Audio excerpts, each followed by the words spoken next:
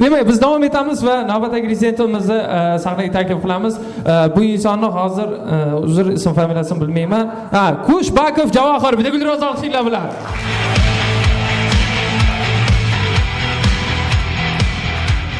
Avvaliga assalomu alaykum avvalambor. Ismim Javohir, Samarqanddanman. Inyazda o'qiyman, 4-kurs. Bizning institutda soqol bilan formaga umuman muammo yo'q.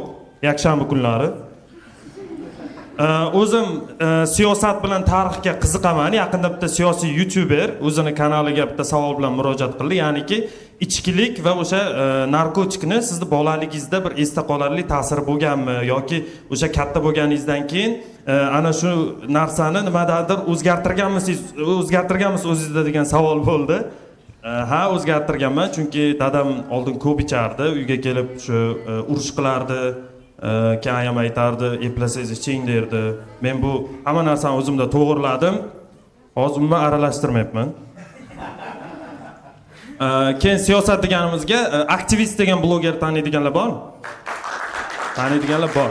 Eslaringda bo'lsa, Bon kafe tarmoqlarida o'sha ofitsiantlar, o'sha xizmatchilar rus tilida gapirishi bo'yicha o'sha shov-shuv bo'lib ketgan edi. Nimaga o'zbekcha gapirmaydi, ruscha gapiradi deb yaqinda Bonga bordim.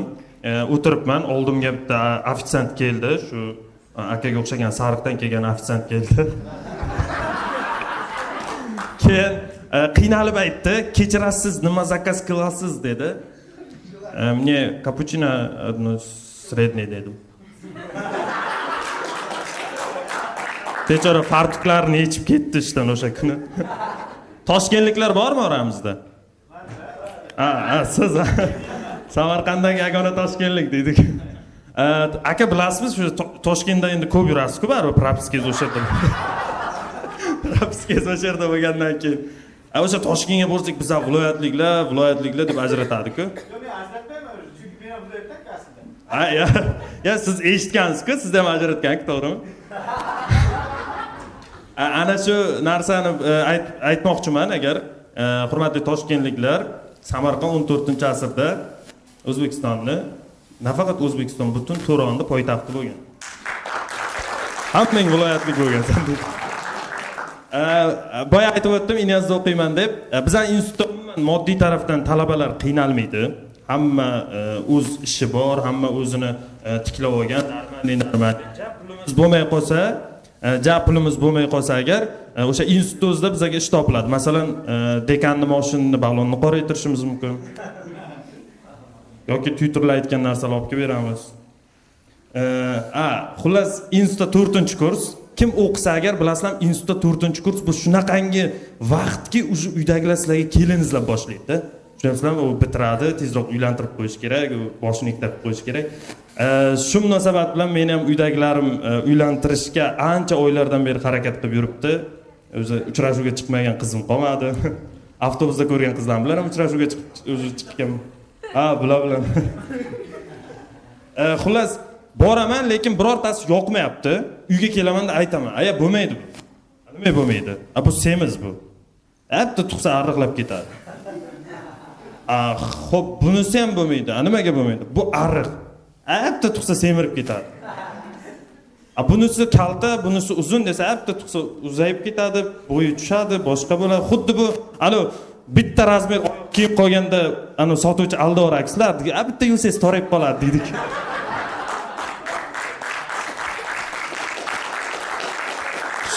Shu narsaga o'xshaydi-da. Endi tezroq uylanish kerak. Chunki siqilaman, ko'p chekaman, sigaret chekaman. Bu narsani yashirmayman. To'g'ri, sigaret chekish sog'liqqa zarar, lekin normalniy effekti bor, bilasizlarmi nimaga? Chunki tashqarida institutda sigaret chekib turasiz-ku, hech kim sizga bor-ku, o'l kashanda demaydi-da. Buni nimadir, qanaqadir problemasi bor. Значит, bu ishlayapti. Puli ko'p-da, buni qayerga ishlatmayapti, chekyapti. Просто kola ichib o'tirsangiz darmayet. Uydagilar meni erkalab kompyuter deb chaqirishadi.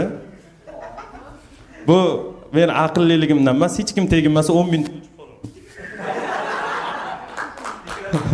Hazil albatta. Hazil-ku. Keyin yana bitta narsa aytmoqchiman. Ishlayman. ishlayman. Ishxonamizda o'sha ofisda o'tiraman. Ofisimizda kuller bor. Kim bilan kuller bor? Suv ichadigan apparat bor-ku.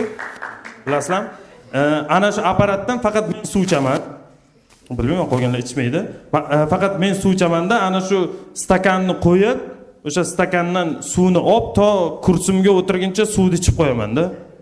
Bu o'sha yerdan olayotgan oyligimga o'xshaydi.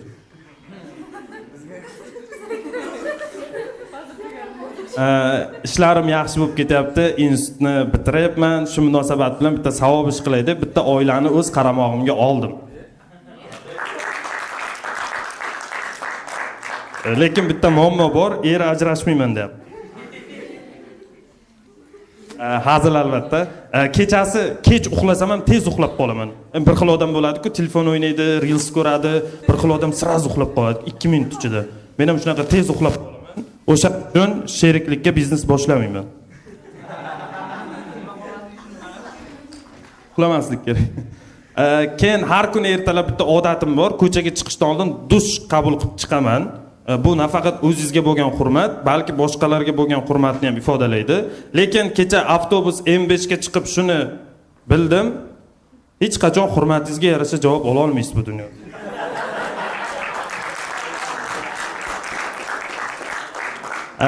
Bitta do'stimga yaxshigina summa qarz berdim. Do'stim oldi uni, yaxshi kuningda qaytaray deb. Endi unga yaxshi kunim kelganini isbotlashim kerak. O'zimni xursand qilib tutayapman. Har xil istoriyalar qo'yib, baxtliman hayotdan. Aytsaydi deb. Xullas, mashina olmoqchi edim. Mashina olaman deb o'sha mashinada eshitish uchun o'zimga 10 yil davomida playlist taxladim. Playlistlarni muzikalar taxladim. Hali mashina olsam eshitib yuraman deb. Endi bilsam mashinalar magnitofonsiz chiqyapti. Hamma uylanaman dedim yaqinda. Uylangandan keyin baribir farzand bo'ladi, ota bo'lasiz, bolalaringiz bo'ladi, o'g'lingiz bo'ladi o'zingizga o'xshagan. O'sha bitta fikr bor, ota bilan bola do'st bo'lish kerak deb. Men bu fikrga umuman qarshiman. Men qanaqa qilib o'g'lim bilan do'st bo'laman? U bir patsam bo'lsa. Lekin bir tomondan plyus tarafi ham bor, yaxshi tarafi ham. Chunki o'g'lingizni onadan so'ksangiz bu haqorat emas, niyatda eshittiradi. Hammamiz ko'chada yuramiz. Eslaringda bo'lsa, oldin ko'chada axlat qutilar bitta bo'lardi. Ya'ni bitta qutiga o'sha axlatni tashlardik. Hozir bo'lsa, o'sha bo'linyapti. To'g'rimi? Misol uchun 3-4 ta qilib qo'yadi-yu, hammasiga nomi yozilgan. Nima tashlashimiz kerakligi. Plastik, qog'oz, metal, Shuhrat Ravshanov vaynlari.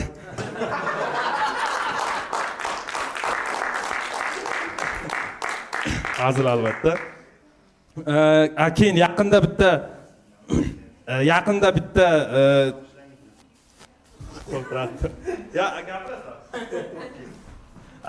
bitta ko'rik tanlov o'tkazildi viloyatimizda. Xullas Temuriylar avlodi degan.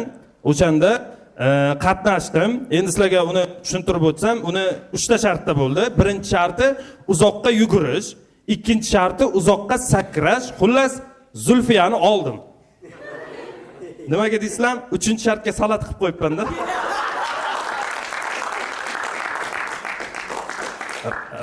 Rahmat azizlar, menda hozircha shular va men o'z chiqishlarimni любой mavzudagi videoda, YouTube'dagi любой mavzudagi videoning kommentariyasida o'zbeklar yozadigan gap bilan tugatmoqchiman. Shu kommentariyani o'qiyotganlar ota-onasi hoji bo'lsa, rahmat.